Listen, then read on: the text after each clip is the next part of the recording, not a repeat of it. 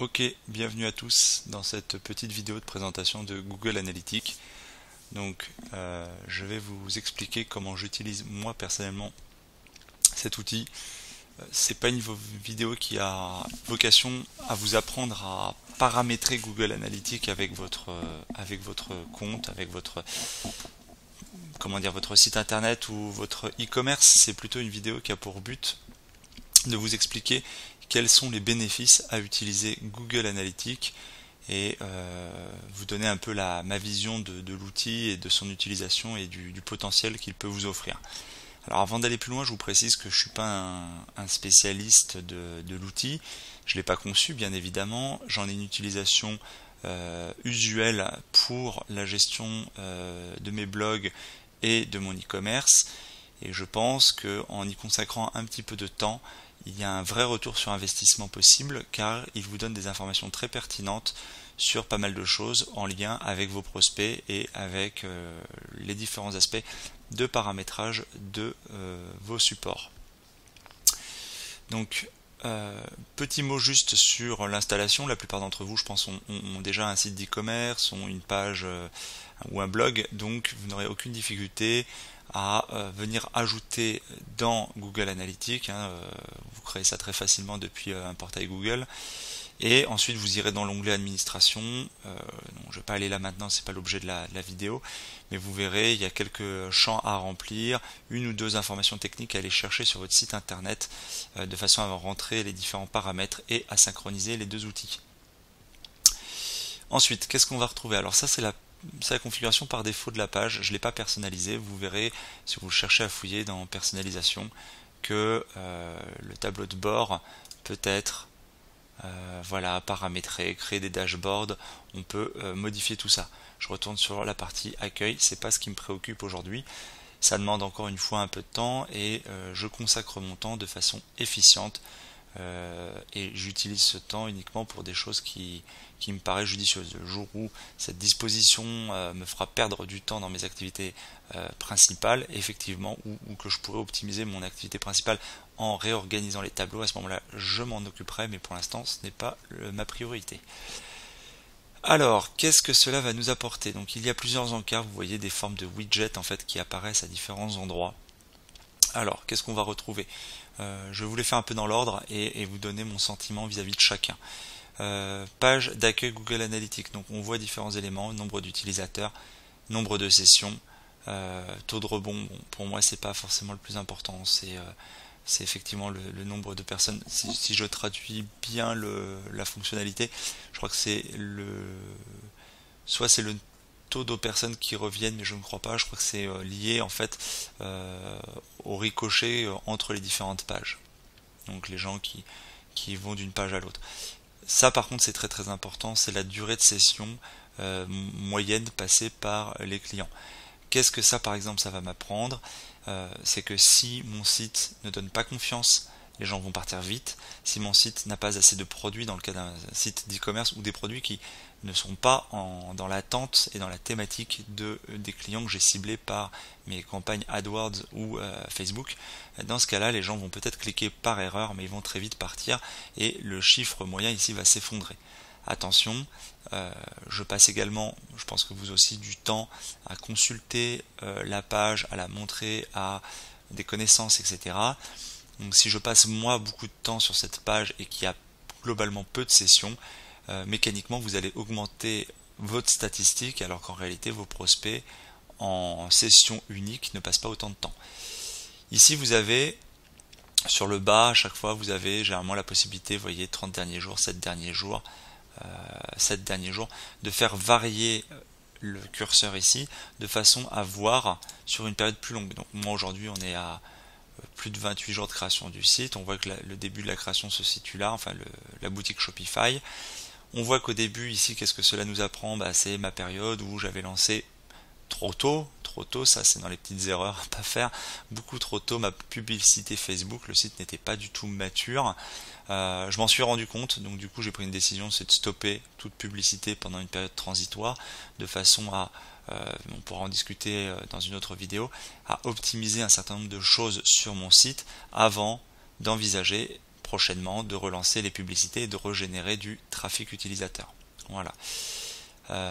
On peut prendre après, sur cette période-là, on peut normalement cliquer. Tac, tac, tac, que je dise pas de bêtises. Voilà, on peut faire autre plage prédéfinie, on peut modifier 12 derniers mois, cette année, cette semaine. Voilà, on voit une évolution sur une semaine. Bon, 8 utilisateurs, c'est tout à fait anecdotique, hein. Si je reprends autre plage prédéfinie, non, personnalisé, voilà, je peux sélectionner une plage. On a vu que j'ai commencé, on va dire, allez, du 2 au 7 octobre, appliqué sur cette plage là.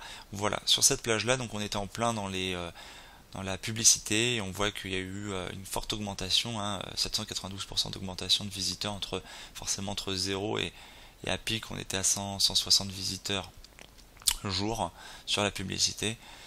On voit le nombre de sessions qui avait explosé, le taux de rebond, donc les gens se baladaient de page en page, etc. Et on avait sur cette période là, c'est intéressant puisque beaucoup d'utilisateurs, et malgré ma fréquentation forcément de surveillance, de contrôle et de démonstration auprès de proches, on voit que j'avais 1 minute à peu près de temps de présence sur la page, ce qui est pas parfait, bien loin de là, mais ça donnait, voilà, à titre indicatif.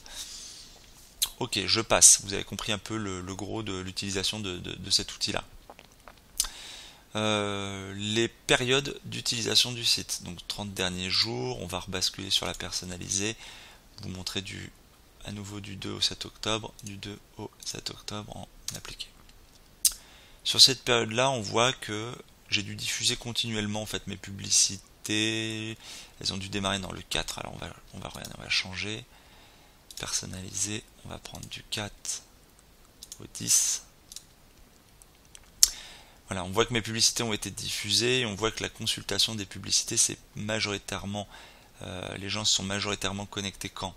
Dans la période du dimanche et du jeudi au samedi, malgré qu'il y avait, bon, il y a eu des interruptions de publicité, des changements de publicité, etc. Mais globalement, on voit que les gens, il y a une forte fréquentation sur la période du repas, ici en toute fin de matinée, tout début d'après-midi, hein, surtout sur le créneau de midi. Vous voyez que le créneau de midi, 6 utilisateurs, si je compare ici 8 utilisateurs à midi, contre, je sais pas moi, 8h le matin, 4.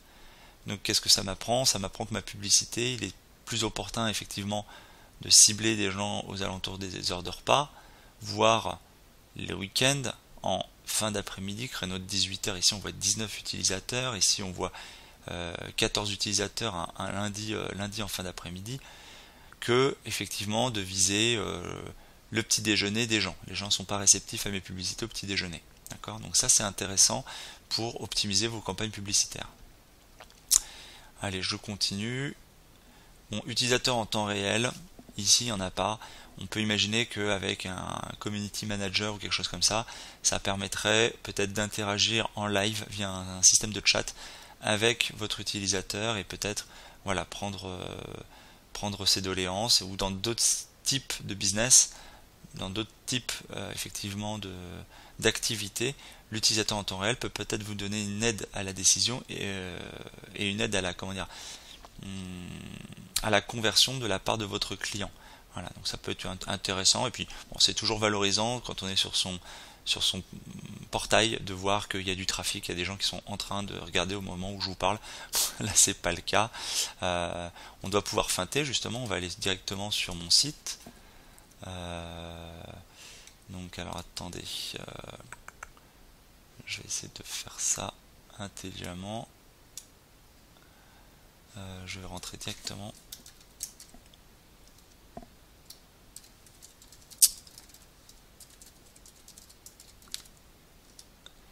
Hop.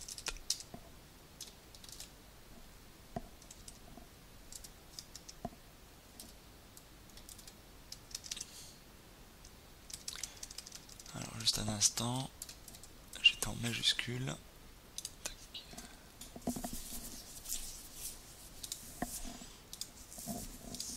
Voilà.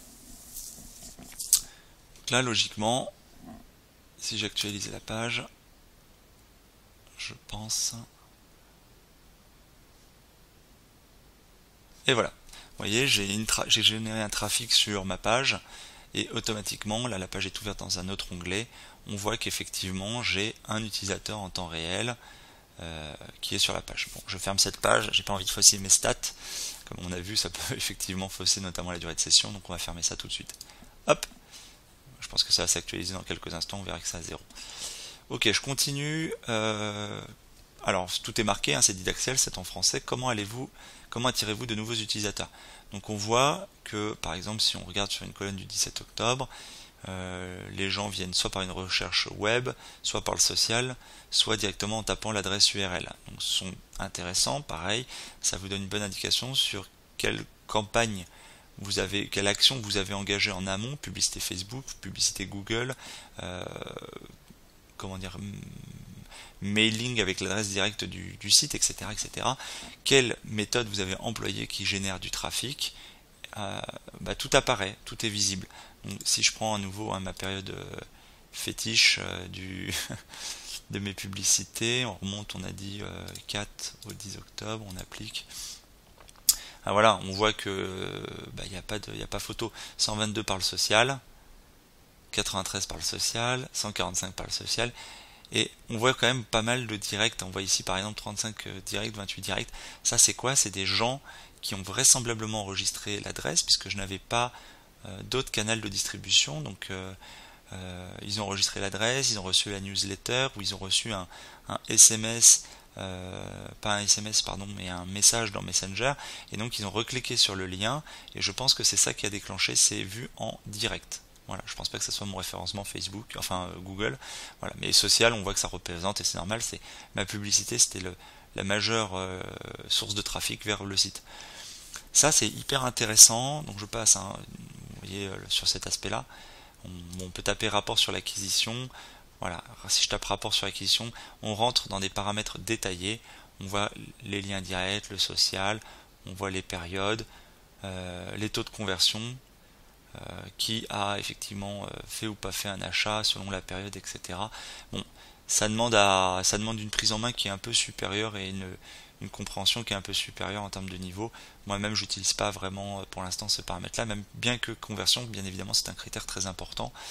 Je reste sur une vision. Je repasse sur accueil. Je reste sur une vision qui est quand même plus généraliste que celle-là. Sinon, je me perds et je perds en temps également dans ma journée sur mes autres tâches à accomplir. Ça par contre c'est un petit point d'intérêt, alors ça mérite pas de s'y attarder des jours, mais c'est quand même intéressant à voir. Vous voyez, c'est que mes utilisateurs sur les 7 derniers jours, il y a eu sur les 7 derniers jours, on a eu 38 connexions en France, 33 connexions aux États-Unis et 33 connexions même en Alaska. Voilà, donc c'est assez rigolo parce que ma campagne publicité cible la France, mais j'ai un produit qui intéresse vraisemblablement des gens sur le continent nord-américain. Qu'est-ce que ça m'apporte? Ça m'apporte qu'aujourd'hui mon site est en français, donc soit j'ai des gens effectivement qui ici sont en langue française, soit j'ai des anglophones, et peut-être que ce serait intéressant d'avoir mon site à terme traduit également dans cette langue-là. Surtout que c'est pas négligeable, là, c'est 50% du trafic sans publicité qui vient de cette source-là. Si je réapplique ma plage définie, je repasse sur personnaliser, 4 au 10 octobre et on applique.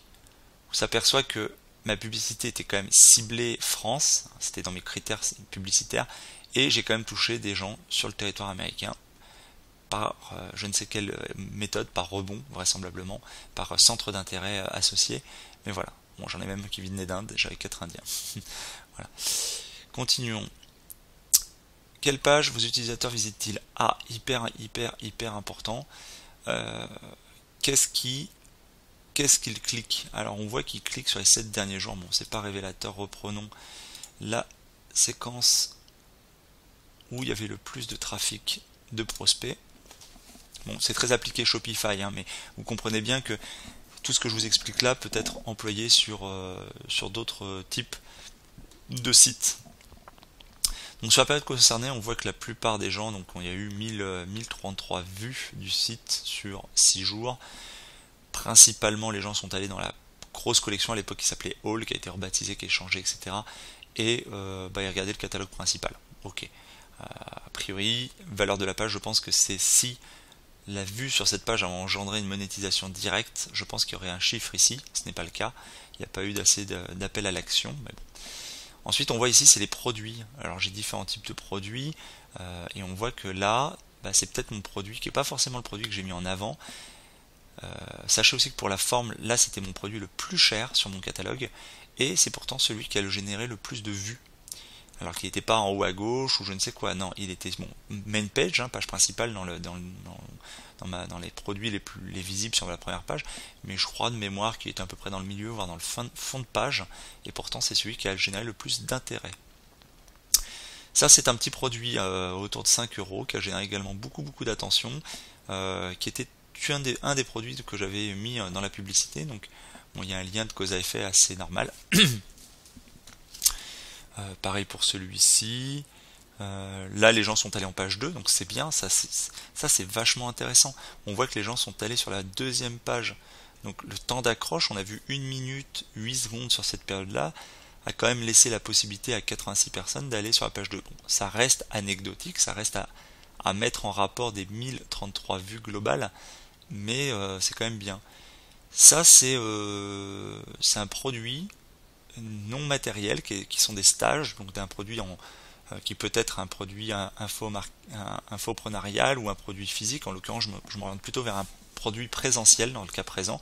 Ce sont des stages de participation physique, encadrés avec des moniteurs, etc. Et on voit que j'ai quand même des gens qui ont eu un intérêt pour ce produit, pour ces stages, qui pour l'instant, bon, c'est une page vide en construction entre guillemets, enfin il y a quelques descriptifs, voilà, mais il y a eu de l'intérêt. Donc ça veut dire quoi? Ça veut dire en traduction, c'est à creuser mon gars. Ça, il y a potentiellement un marché de personnes intéressées pour venir dans des stages, venir se former, être encadré, etc. etc. Ça, je vais pas dire de bêtises, je sais plus ce que c'est comme produit. Voilà, et ça, quand on vous dit que c'est important d'avoir une page de présentation de soi, de dire qui on est et pourquoi on est là, il y a quand même un certain volume de personnes, il faudra regarder les statistiques, mais qui viennent là-dessus. Voilà, et les gens vont sur le panier. Donc, rapport des pages, si on va chercher dans le détail, ça c'est sympa. Voilà, on voit le panier, on voit le nombre de vues, on voit le temps moyen sur les pages, donc là encore super intéressant. Si on prend page de checkout, les gens passent, ils passent, je sais pas de bêtises, c'est 3 minutes sur la page de checkout, forcément il faut tout remplir. Nous contacter, ils passent 30 secondes, ils ont vu ce qu'ils avaient à voir, ils s'en vont. Certains produits, collections, ça c'est la page principale, 1 minute 51. Là ils ont regardé le produit doit pas être assez bon, des cierges lumineuses, des cialunes, 8 secondes. Bon, ils ont vite vu le produit, ils sont partis. Alors pourquoi? Pas assez de descriptif, allez savoir. En comparaison,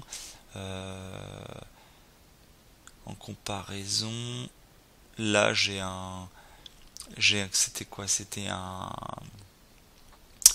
Ça c'est un upsell que j'ai créé, 1 minute 04 sur cet upsell où il se pose la question, tiens, je le prends pas, etc.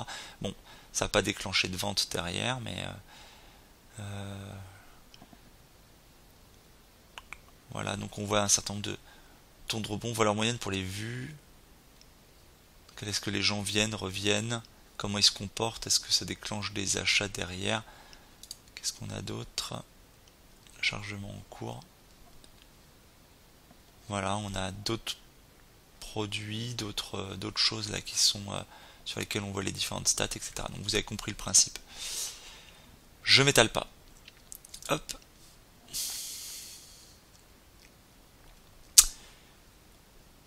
Alors, quelle tendance dégage du comportement de vos utilisateurs?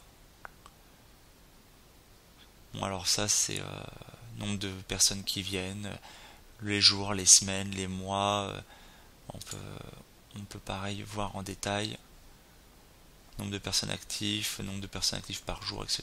Bon, c'est un peu le détail de l'encart principal ici, mais repris sous une autre forme. Ça c'est super intéressant. C'est l'origine, enfin les supports sur lesquels on consulte votre média. Donc moi on voit que Là, il y a 83% et 13% sur mobile. C'est complètement faussé, c'est lié notamment à mon activité personnelle et de présentation. Donc, on reprend sur la période du market. Donc, on a dit personnalisé, appliquer. Et là, on s'aperçoit que voilà, 82%. Vous voyez, donc la publicité Facebook. Les gens consultent Facebook sur leur mobile, ils cliquent sur la publicité, ils y vont. Donc c'est quoi? Ça veut dire que vérifiez bien l'optimisation et le côté responsif de votre site, que votre logo soit pas à moitié bouffé, qu'il vous manque pas la moitié de vos produits, que vos pages ne bug pas, etc. quand vous passez sur un format mobile.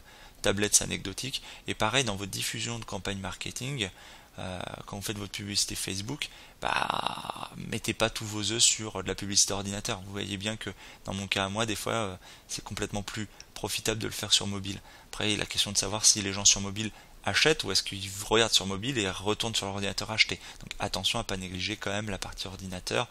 Mais voilà, c'est un ensemble de paramètres à prendre en compte. Alors, est-ce que j'arrive à fidéliser? Fidélisation, c'est-à-dire les gens qui reviennent. Alors, cohorte, tac. Par semaine, acquisition, option sélectionnée.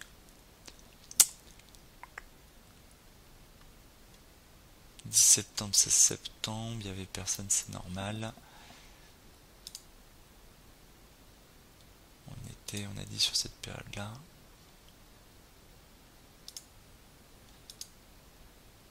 Les 3 dernières semaines, par semaine, par jour, par mois. Bon, c'est pas, vous voyez, c'est pas la partie que je maîtrise le mieux, mais ça mériterait que j'y rejette un coup d'œil parce qu'effectivement ça peut être intéressant. Enfin, souvent au début, ce qui va se passer, c'est que vous allez vous concentrer sur le nerf de l'activité, c'est-à-dire la création de comment dire, de contenu, la création, l'ajout de produits sur un site d'e-commerce, l'optimisation de l'expérience utilisateur, vos conditions générales, votre page personnelle, etc., etc. Cette utilisation, c'est vraiment un deuxième temps. Vous pouvez dès le début en fait avoir un petit coup d'œil, ça vous donnera un peu de baume au cœur de voir un peu l'évolution de vos stats et puis de voir que vous travaillez dans le bon sens si ça s'améliore de jour en jour. Voilà. Donc objectif réalisé, voilà, on voit très modestement. Si je reprends la période, bon, peu importe en fait, c'est sur l'ensemble. Il faudrait que je reprenne sur les 28 derniers jours. Ouais, j'ai eu. Alors, comment il le traduit, je sais pas, parce que j'ai pas eu 250 ventes, je vous le dis tout de suite, donc j'aimerais bien savoir quel objectif, j'avais peut-être fixé des objectifs statistiques dans l'outil, et sélectionner une statistique, effectuer un paiement, réalisation de l'objectif. Voilà, si je sélectionne un paiement, bon, c'est bizarre, là, je vous avoue que je comprends pas bien comment il analyse la chose. Pareil, il faudrait que je me repenche là-dessus. Voilà, bon, c'était, j'arrête là, 23 minutes déjà que je raconte un peu ma vie sur Google Analytics. J'espère que ça a pu un petit peu vous aider à y voir plus clair, ou en tout cas à dégrossir cet outil. N'hésitez pas à me dire si vous souhaitez effectivement qu'on aborde d'autres aspects de l'outil, ou effectivement la création, etc. Ah ouais, je suis pas rentré dans toutes les subtilités. Là on voit sur comportement, flux de comportement, voilà, le cheminement, ça c'est rigolo aussi à voir, pas seulement rigolo mais intéressant. Qu'est-ce que font les utilisateurs? Ils arrivent sur page principale, main page, page d'accueil,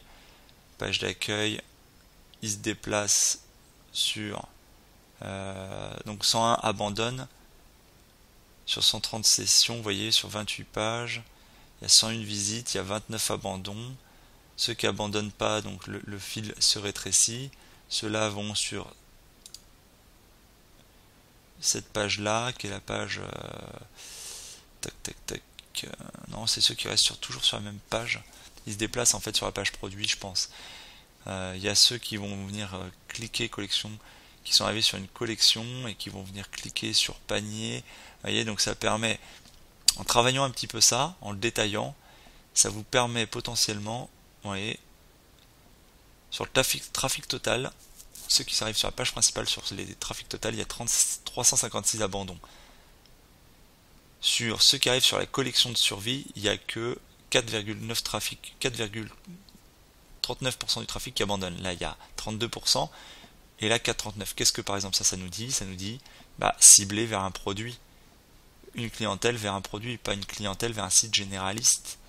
Là j'ai 4,30. Ouais, par exemple des produits qui ont fait des ventes. Tac tac tac. Je regarde si j'ai un produit sur lequel j'ai une vente de fête. Collection complète. Abandon. Faudrait que je regarde. Mais vous voyez, ça peut vous donner vitesse du site, vue d'ensemble. Important, c'est le côté responsive du site. Temps de chargement moyen par page, 2 secondes 80. Temps de redirection moyen de 0,30 secondes. Bon, c'est des bonnes stats. Là, ça augmente bizarrement. Alors, pourquoi ça a augmenté ici? Je sais pas. Ça peut être lié à une incohérence ou à un problème de lien, ou etc. Voilà, on est sur des très bons temps. Hein, ça va très très vite. Les navigateurs les plus utilisés par les clients, Firefox, Chrome, Safari, etc. Donc ça, c'est intéressant.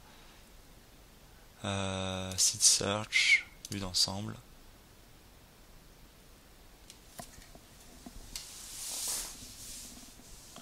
Bon, rien d'intéressant de ce côté-là.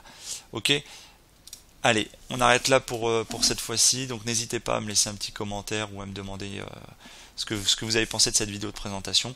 Et puis on en rediscute et je vous dis à très bientôt. Allez, ciao ciao.